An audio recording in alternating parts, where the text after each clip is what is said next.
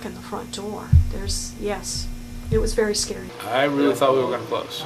Did you think it was going to close? And if it I did. what? It looked like the hospital would close. The hospital was dying. The clinic also was dying. I was worried. I was desperately worried. It was a very trying time. It would have been devastating for me personally to see my hospital. We thought we were going to lose a hospital out here. We didn't realize how bad it was. It was pretty clear that there was no way that the hospital could survive as an independent hospital.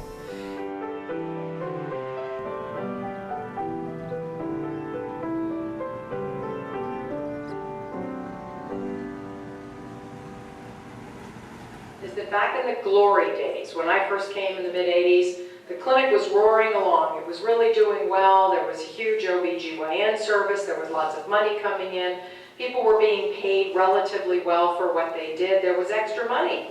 You know, we were able to provide a lot of services that we have done all this time.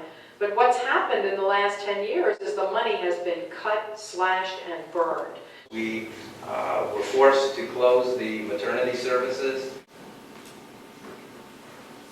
We closed the dedicated skilled nursing facility. We hear in our office that the word on the street is that Oberlin isn't going to have a medical staff after June 30th. AMH Physicians Inc. will be finished. We've all gotten pink slips. That's all a couple of months ago. So that's going to be ending June the 30th, and then we're going to be leasing our spaces. We're going to be buying back our equipment that we sold to the hospital a year ago, buying it back piece by piece, exam table by exam table. We've gone to the Oberlin Clinic, which has been here for 40 years. We've had a single patient chart, which has gone with the patients everywhere in the clinic. So the Oberlin Internal Medicine Associates will have a file room with our own brand new charts, which we're buying, and we will have to get records copied from the current chart. That's been the whole goal for all of us. All of us have had as our major concern the continuity of care in this community. You know, we were all facing employment elsewhere. I mean, it was a pretty bad last sort of November, December, when we thought the doors of the hospital would be closing December the 31st. And obviously, what do we do with our patients? Where do we go? I mean, obviously we could continue maybe to see patients, but actually at that time, our practices were owned by the hospital and we were going to be closing down too. And we had just driven through Oberlin sort of as part of a vacation and really liked the looks of the town and liked the looks of the hospital and called up and they said, wow, they really needed an internist and they also needed a surgeon. So we came up for interviews and literally within about a month we had sort of signed on the dotted line and closed our practice in Mechanicsburg. So at the time I came, that was in '82, the clinic was smaller than it is now. I joined a community of like-minded physicians when I moved here, people who themselves really were dedicated to practicing high-quality medicine, who hadn't sort of opened their last book 20 years ago. I've been an internist and practiced about 18 years now in a small community in Oberlin, Ohio.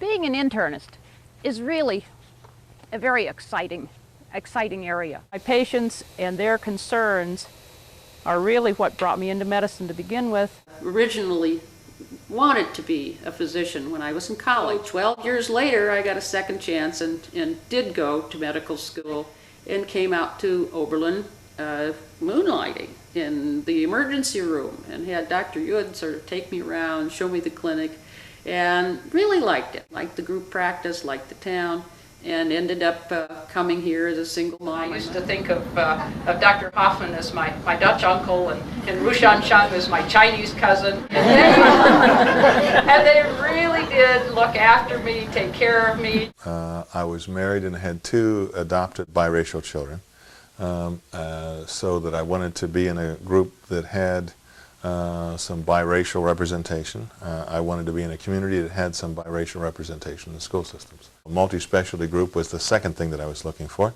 Third, I was looking for a town that wasn't overly populated. I'm not used to major city life and didn't expect to get used to it in the near future. I started work in June of 1978. 14 or 15 members strong then. And when I first came, with CJ still there were 4 family physicians. and 2 internists. And so yes, we were the largest department then. Well, I know they're looking for some internal medicine at Oberlin Clinic. And then we came to interview about December. We both were interns at the St. Joseph Hospital in Lorraine, Ohio. I was number 13. I started March the 1st, and living Amy and 2 kids and with 2.5. Me in the 3rd trimester with my 3rd one and 2 kids alone, and still full-time in training. I don't know how I did it, but I guess at the time you just couldn't have time to think about it. Just do, essentially get done the work you have that day, and nothing about tomorrow, because it's another day, you just go ahead and do it. So I didn't start until March of '79, just a year after he started. And because of 3 children, I worked part-time. It was only 1 day a week, and I wasn't a shareholder. It took me 8 years to go into full-time. I was looking for a small college town, a couple hours from our hometown of my wife and I. And the recruiter said, I still remember his words, he says, boy, do I have an opportunity for you. Dr. Hoover was a terrific mentor. He really transitioned me nicely into the real world from an academic environment. I think I was born at the transition time where the DO training and things kind of transition into the more traditional realm. I remember folks like Paul Burney, yourself, Dr. Chung, just immediately accepted me, had great consultant relationships. I never even had any kind of issues or concerns that way. I've always felt I've been treated fairly and equally. Grew up in a town that had only 1 doctor, and he seemed to enjoy his work very much, and everyone respected him and liked him, and that seemed to me to be an interesting career. I was planning to go to medical school all along. Oh, I majored in French. I went into practice in Mechanicsburg, practiced there for 8 years, and then came to Oberlin, and I've been in Oberlin for almost 15 years. Dr. Greifenhagen and I enjoyed working together and assisting each other too. And it provided an opportunity for consultation, which you don't have when you're in practice all by yourself. I actually started college as a pre-ministerial student. But after a year of living in a college dorm with a fair number of other pre-ministerial students, I realized that I didn't have the right personality for that job and was looking for another way to meet some of the same goals. That led me to medicine. Moved to Oberlin in 1990 from Danville, Pennsylvania. I was with the Oberlin Clinic for 2 years and then worked in the city for a few years, and now I'm with Physicians and Family Practice.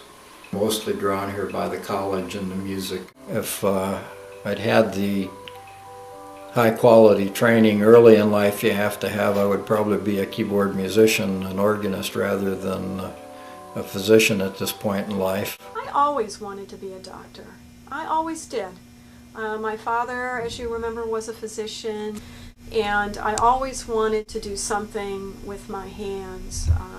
I always enjoyed sewing and doing things with my hands when I was younger, and it was just natural to want to go into general surgery. I was reading a JAMA magazine, and in the advertisement part was an ad looking for a surgeon in Oberlin, Ohio.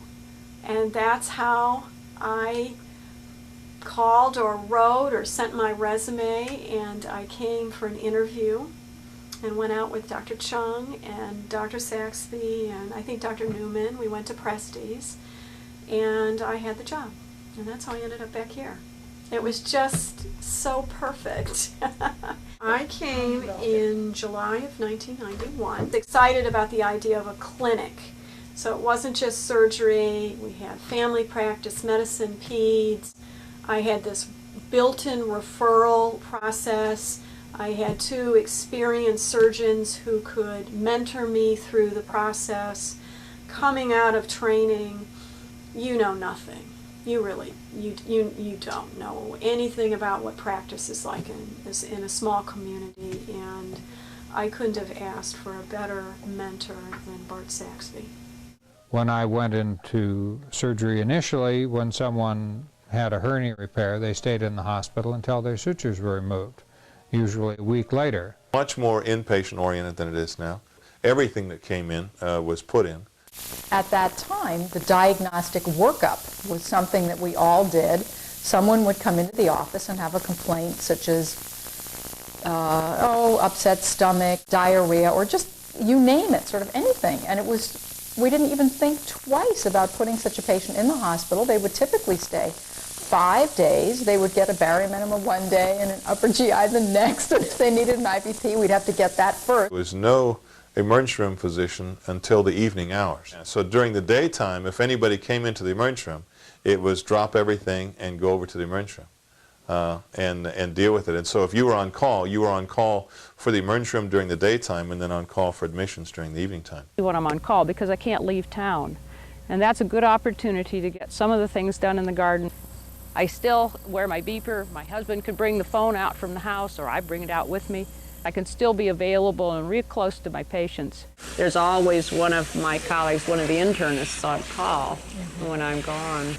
I'm going to be going on vacation tomorrow morning, so I've got to try to get all my paperwork done. I think only one time when I've been in here have I actually been beeped. I'll manage to look nice on my vacation and remember you for it. In the 1990s, what was booming at that point in time was the laparoscopic surgery.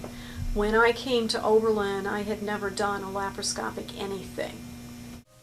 The equipment is very much different, though. It's much more modern. We no longer look through the scope. We look at a television monitor.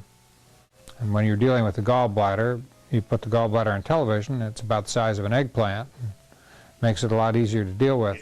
When I joined the hospital, it was struggling financially. We actually had probably 10 years where we did very well. We competed with everybody. We were financially successful, and the hospital worked well.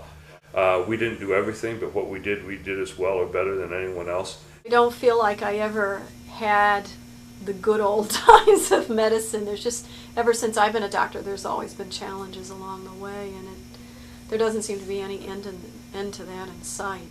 It is totally different. Now it's more outpatient care, and we try to do everything as outpatient unless they really have no choice, really sick, or virtually have death. You don't put in the hospital. I was pretty low, wasn't I? Mm-hmm. Really. You were within about that much of not making it. Reason and that's sometimes why I almost lost my life. We do most of mine are same-day surgeries, and you do see some resistance, particularly in older folks. What do you mean? I'm going home the same day. You're taking my gallbladder out. Now, of course, there's incredible time pressure. So hospitalizing someone, the goal is to get them in, get them out as fast as possible. You have to constantly be weighing your own level of comfort with how sick or well someone is once they're in the hospital, and getting them out as fast as possible, because that's really sort of the name of the game in utilization. In the early 90s was the fact that the Oberlin Clinic, which was essentially the medical staff of Allen Memorial Hospital, had moved ahead of the pack in many ways in the fact that they became very involved with some of the HMO providers. The problems with managed care right now is that when it depends on who's running it. If it's being run by an investor-owned organization where all the profits are being used to enrich investors, then it sort of defeats the real idealistic purpose of this endeavor, which was originally that you would pay a certain amount of money per month to be kept well. The initial concept of an HMO was to take away that incentive. In other words, that the physician's income would not be dependent on the amount of medicine they performed on his or her patient. Unfortunately, the perverse incentive is now perverse in the opposite direction, which is that the less you do for the patient, the more you may profit financially. That's equally pernicious. One of the things that attracted me to the group was that we tend to have a very ethical bunch of physicians. If anything, we would be doing more for the patients than would be reasonable financially. I think we've all heard of the horror stories of people who sort of run mills and deny care that might be really important. But I have never come across any instances of that at Oberlin Clinic. In 1996, counting the allied health professionals, there were 37 names on this list. I think we're in a pretty turning point kind of thing. We're beginning to do much better as far as the subspecialists that we always had difficulty maintaining, and now I think that I'm real excited about how the clinic is going right now. That we're at the stage now where we need to decide a few things as far as identity. We need to decide whether bigger is better. We need to decide how we're going to market ourselves or place ourselves in the healthcare system. If we're going to expand, we need to expand primary care, but we obviously need to expand in the subspecialties too. If we see ourselves as a mini Cleveland Clinic or a mini university hospital and going up against those groups, that we will probably not succeed.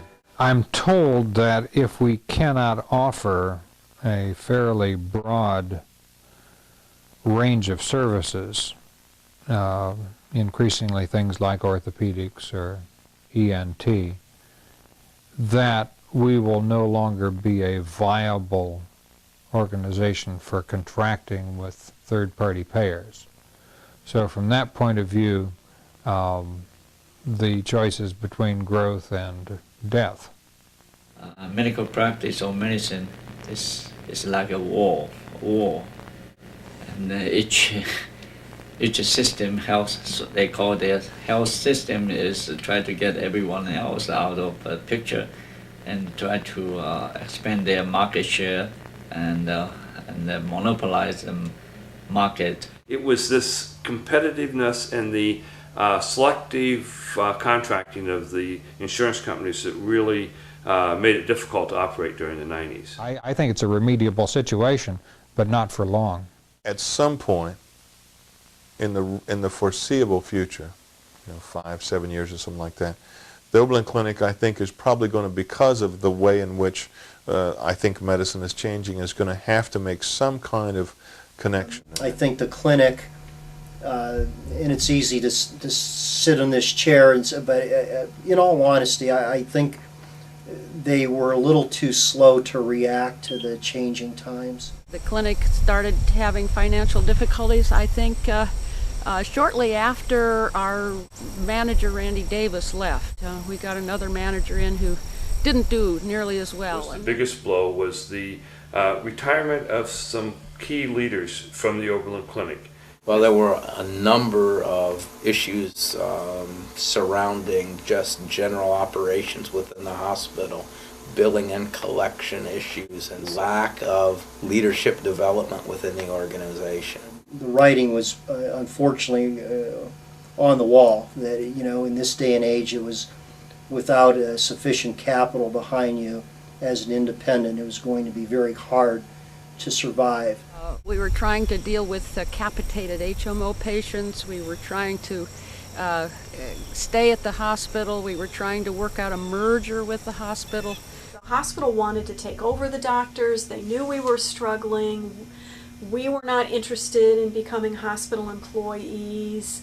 And it was just a very ugly time. The hospital was not doing well at that time either, as I recall, and there was some uncertainty whether or not the hospital was going to make it long-term either. The doctors weren't happy because the Oberlin Clinic was struggling, and it was a very trying time for everybody at that time, the hospital and the physicians as well. The leadership really seemed to feel that the future of the hospital was tied entirely to the future of the Oberlin Clinic. And if the clinic couldn't survive, then the hospital couldn't either. I hope we will continue to be the way we want to be. Certainly we're not in the best shape as we like to be, but looking back the history of Oberlin Clinic, at least since I came, they always have an up and down, and they even had to say, even have a couple of major crises, and I think we're heading into that.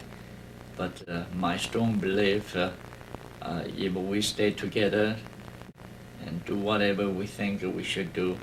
We'll come out okay, and we'll stay and live forever.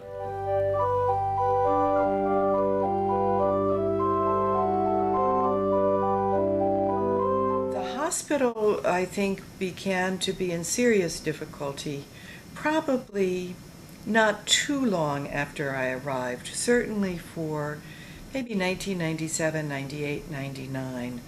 The hospital administrator clued me in to the fact that the hospital was having serious financial difficulties. And the college made some efforts to work with the hospital about that. I did a lot of research to try to establish both the history of the relationship and the history of the hospital's governance, and did work with the hospital to try to explain that rather than being a detriment, that Oberlin College's relationship to this could be a great advantage. And served on council since 1994 to 2004, with the first 8 years being serving as chair of council. Concerns about the hospital because the lease was running out. Our representatives, Sam Goldberg and Frank Carlson, came to council and talked to, gave us a report of how things were, what was happening. It was the city got involved and owned and operated the hospital for a period of time, which meant they were still involved in many of the major decision-making things. 1999 came to a close. Jim Shaw in a letter stated that he felt that if we did deed the land to the hospital, that they would have a better chance with their negotiations.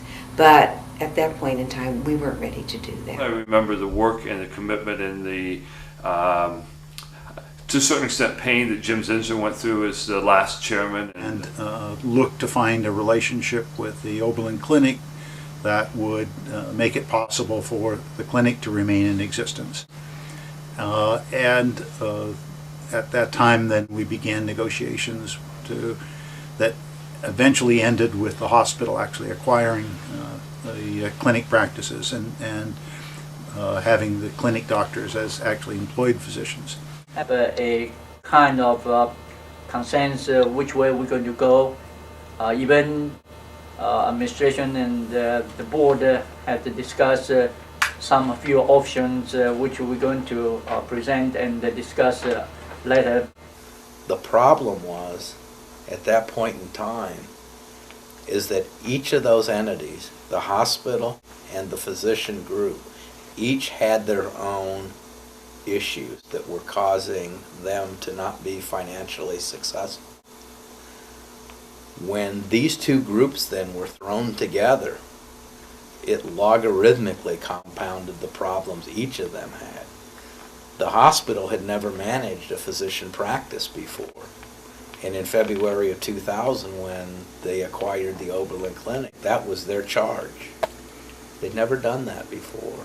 I left in 1999. I think Dr. Saxby left late 1999 or maybe early 2000, right before the clinic disbanded. Why did I leave? I was very unhappy working there at that time.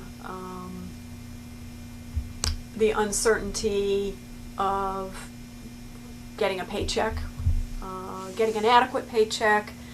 There was, everybody was very edgy and irritable. I had an opportunity to come up here and work as Dr. Yud was getting ready to retire, and so I had a place to go.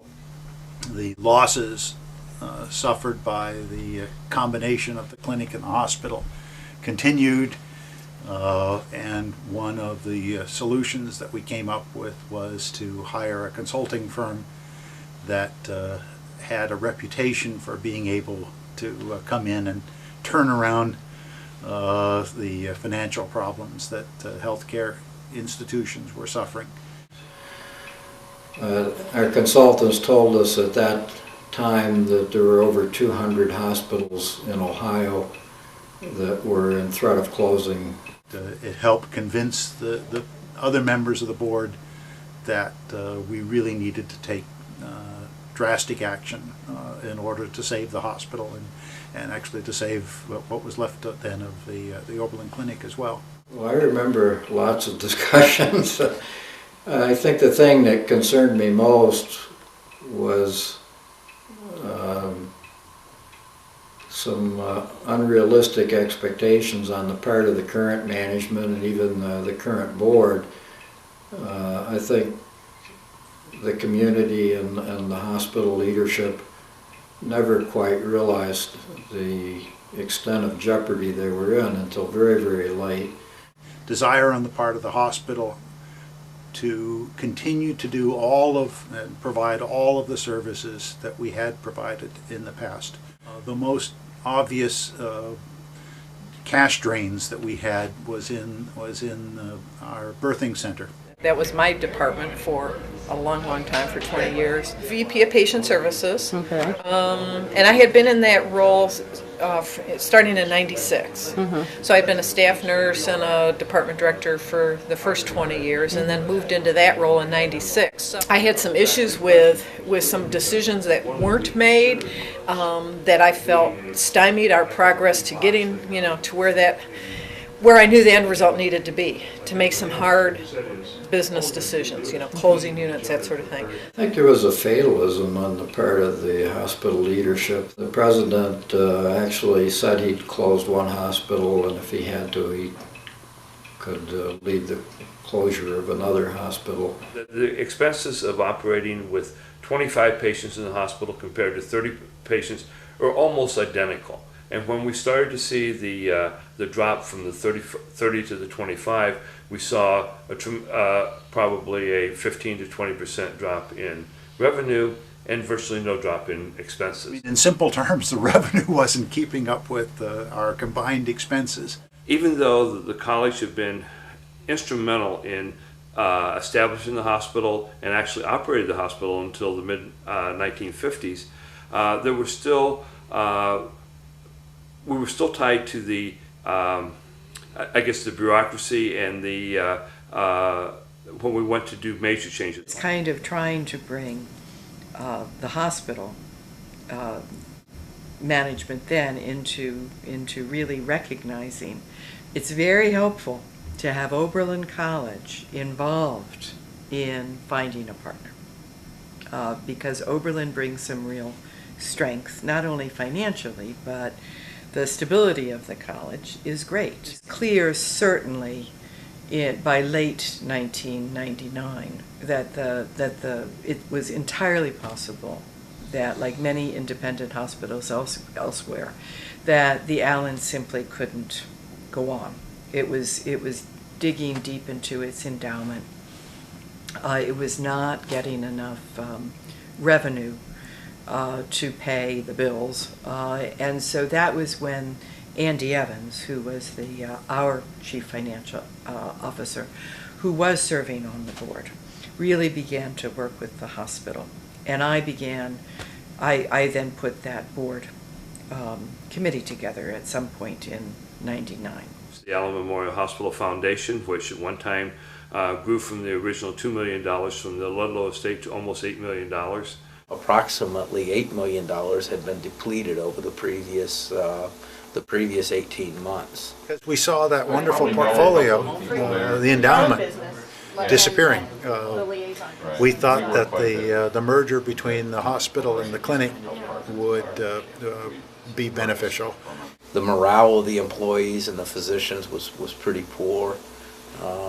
The community, I guess, evidenced their lack of confidence by their lack of use of the facility.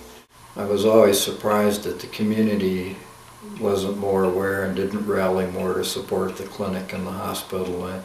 I think they never quite realized what wonderful resources they've had here. I was very disappointed they didn't do more to keep the clinic viable. Times where the community did not understand the hospital. I think first of all it was taken for granted. I think that secondly there were ideas that rather than taking an asset and helping to build it and making it one of the strong points in the community, I saw the city government looking at the situation as a way to use this organization to subsidize the city? We met with Jim Jeanne. Many It ways. was a difficult time. You know, there were so many meetings and so many, talks with our city manager, with our city solicitor. Certainly the premier issue for a period of time, and resulted in some special meetings and some, I think because of the potential for transfer of real estate that afforded us the ability to meet in executive session. It became that much more apparent that the doors might close and people might lose jobs and the hospital would be gone forever. Oh yes, it dominated our agenda. I remember Mr. Shaw being in a meeting with council or council representatives and again being a little bit emotional about the situation, and it just, to me, it helped remind me that this was more than just about saving an institution or one of the largest employers in town. It was about real people who had jobs and careers and cared about this service, cared about this hospital on many different levels. There were some moments of, I'm not going to say hopelessness, but lessening hope, knowing that any one of us didn't control the destiny of the hospital. Saving the hospital was one of our significant achievements. I certainly don't take any personal credit for it at all. I was just part of a much larger team that worked on that. That was probably my second year on the board, and when it became obvious after purchasing the clinic that we needed to do something, January or February of that year, Jim Shaw came and started introducing the idea of us having to find a collaborative partner. Working with the consulting company who told us that they were going to do wonderful things for us. I think that the consultant overdid it and scared off potential suitors. Essent came and they gave us initial indications that they were interested in pursuing a deal with us, and then they came back and informed the board that they weren't. ProMedica came in and told us that they were interested in pursuing a deal with us, and then informed the board that they weren't. And at that point, we really didn't have much left, many options left. The time is October 4th, 2000. The critical moment is the Oberlin Medical Center's decision as to which of two organizations to choose as their future affiliate, or future purchaser, future owner, and therefore determine the future of the institution. As each of our big suitors, ProMedica and Essent, fell by the wayside, it became very apparent that there weren't a lot of people who wanted to work with us. And Doug was in charge back here. He got on the phone and made one last round of calls and none of the other hospitals were interested until. We're now down to the last dollars, as it were. I remember writing the letter because of the WARN Act, where we had to give the employees a 60-day notice before we could close. And I remember having that letter written and approved by the board so it could be sent out if we needed to. It looked like the hospital would close. It was very much a last-minute arrangement that one of the members of the board made possible with Community Health Partners to establish a way to stay open. the afternoon that the board had slated to vote to close the hospital, one of Community Health Partners' board members was Jim Herrick. He was always interested in what was going on down here, and I said, he asked me that day, Doug, so what's going on at the hospital? I go, you know, Jim, I think we're going to vote to close it today. And he goes, oh my, wait a minute, you can't do that. So then he calls Brian Lockwood and says, Brian, I think they're going to close the hospital today down in Oberlin. You got to talk to Doug Wilbur here. So we drove over there, and based on Brian's assurance that they were interested in putting a deal together here, the board voted not to close the hospital and to proceed discussions with community as long as progress was being made. When we made a decision to get involved in Oberlin, why did we do it? And of course, one of the things that we talked about is that we thought we were going to lose a hospital out here. We thought it was very important that continued. how are we going to, what's the anchor going to be on the southwestern corner? And the obvious answer was Allen Medical Center. So Knowledge that we were potentially voting to close the hospital came out of the blue for them, and the only part that I really had in that was they got the information that they didn't have, and outside of that, they took the bull by the horns, and they worked very closely with the city, and they worked very closely with the college, and actually Jim was involved in his position at the college at the time. Communication was directly to the president. Through whom? To President Dye. Through whom? Me. I just went to the president, and with the broad outlines, and then there were meetings between her and Brian Lockwood, and then the meetings. The president, the college had to get an okay from its board, and so we took the broad outlines to the executive committee, and they said okay. Then there were meetings between the college and the city and the two hospitals. It didn't take all that much money to do it. I mean, yes, the college had to come up with funds to purchase back the building and land. Something that was really in the college's long-run interest to start with. Community Health Partners had to come up with a guarantee of funds that were really never drawn on. The city had to agree to not collect for a while the utility fees, but they got them in the end. So it really didn't take that much in terms of actual resources, financial resources. It did take the human resources. And what CHP brought to Allen, my perception, what CHP brought to Allen was Ed. You think he was one of the bulldog, and the willingness to make very sharp cuts in services that were not generating positive net cash flow.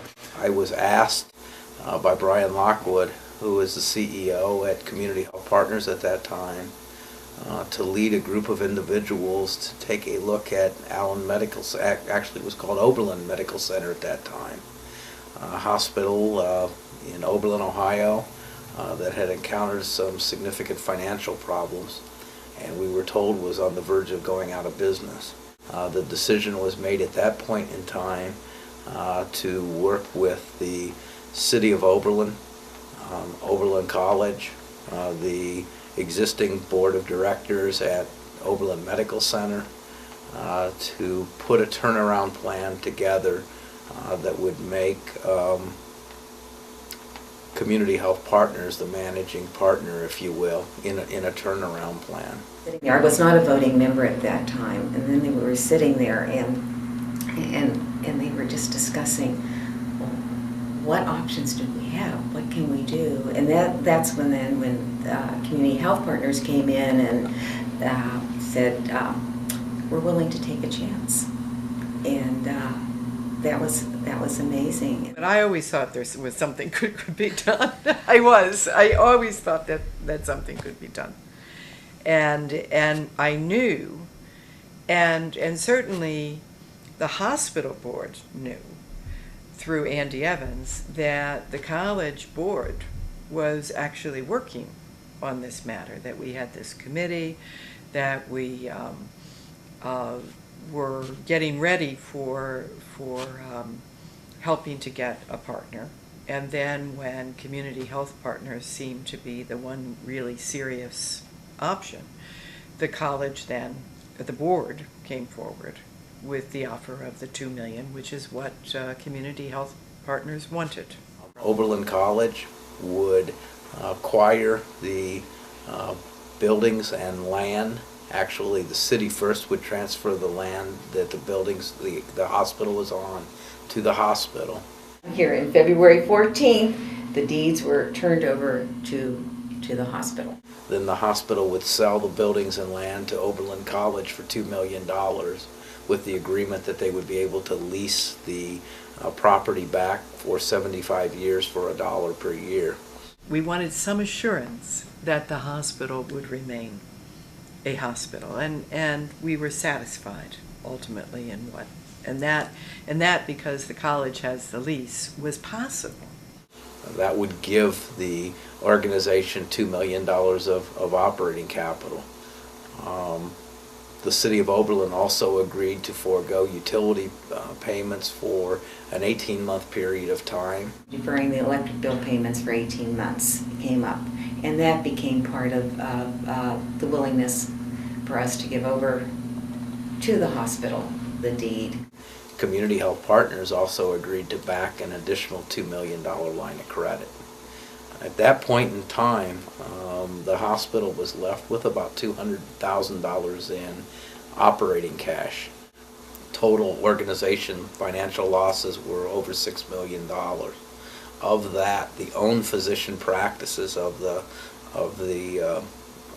hospital amounted to over $1.5 million in losses. I think for me, early on, one of the most gut-wrenching times that I had was when I made the decision to terminate the employment of the individual who was managing the physician practices for us when I came on board. One of my vice presidents, Susan Bowers, who had just completed her MBA program, and I thought this might be a good challenge for her. And I asked her if she wouldn't mind helping me spearhead that process over the next 5 or 6 months. The hardest thing I had to do was to close that OB department. That was a death that we had to experience, if you will. And yes, you live and you continue to move forward, but that was the hardest thing that I had to do. We knew that it had to happen if we wanted a hospital. Ed Oley was invited to the March 5th council meeting. And so, so council was really kept aware of what was happening once we had turned over the deed and agreed to deferred electric payments. We saw our first positive financial month in October of 2001. I came on board in December of 2000. We became Critical Access Hospital in 2001, and it has obviously been an extremely important component of our success. When we looked at becoming a Critical Access Hospital several years ago, we determined that moving to that reimbursement system would generate an additional $1 million in revenue a year. This particular system, that critical access based hospitals are at least allowed to recoup their cost of treating these patients. There are restrictions. The hospital's limited to a 25-bed capacity, and patients have to, over the course of a 12-month period, have an average length of stay of 4 days or less. The Ohio Department of Health designates an organization as a necessary access hospital. We received that designation because of our lack of transportation within our community, 24-hour access to acute care facilities. Our goal is anytime a patient comes into the emergency room, they should be seen by a physician within 30 minutes. Not happening here, not happening in a lot of... Hey, literally at 6 hours right now. We're actually the best in the county. We're going to take that entire area and turn it into an emergency room. We received 2 Innovative Practice Awards in back-to-back years. Financial recovery of a small rural hospital, that was our theme. We received an award for that. The second one was for an Innovative Practice Award from Catholic Healthcare Partners for the wait time guarantee and patient satisfaction scores in our emergency room. Our emergency room satisfaction for the last 2.5 to 3 years has been anywhere between the 90th and the 99th percentile.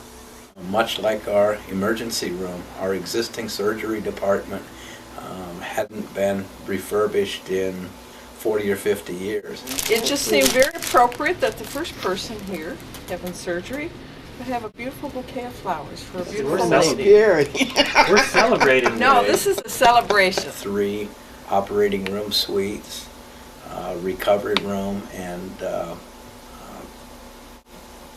pre-surgery holding area that will allow us to have a capacity of 16 patients, have a central sterile area included within the OR. We received a national award from Press Ganey, who does our patient satisfaction, for our improvement in inpatient satisfaction about 2 years ago. Our inpatient satisfaction was at one time in the lowest percentile by Press Ganey. It was in the 1 percentile. In our last quarter's report, we've been able to move our inpatient satisfaction to the 98th percentile. Sue brought to me a submission that her and our foundation president Dale Preston put together, and said, "Remember that Modern Healthcare Award ad? You said we put our minds to it, we could win something like that. Well, take a look at this. This is what we've put together, and we'd like to submit it to Modern Healthcare for the 2005 award." And the day that the phone call came in that told us that we had actually won that award, it sent goosebumps up my spine. We were the #1 winner in the entire country for that particular award. The formal merger occurred in February of 2004. People do not want to drive for services that they can get close to home. So we're never going to be a trauma center. We're not going to do brain surgery. We're not going to do open heart. But we can do mid-level primary care services in this community. And we can do those services and provide those services as well as anybody in the world can do that.